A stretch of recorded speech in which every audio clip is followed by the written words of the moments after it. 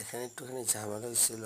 ঝামেলাটা হলো, আমি ভিডিও করাতে তারা কি জানি মনে করলো, তখন তাদের সাথে আমার কথা বলতে হলো যে না কিছু না, ছাগল কিনলাম এই ভিডিওটা আর কি করতেছি।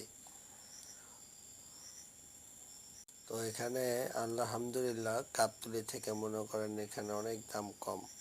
এই ছাগলটা কিনলাম 11,000 টাকা দিয়ে।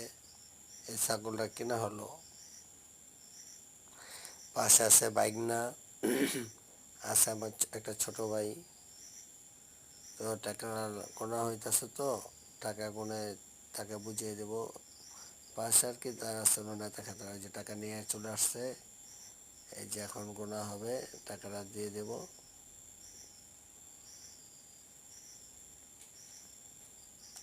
এই যে টাকাটা গুনতেছে, দিয়ে দিলাম টাকাটা, ইনশাল্লাহ ছাগলটা কেনা হলো।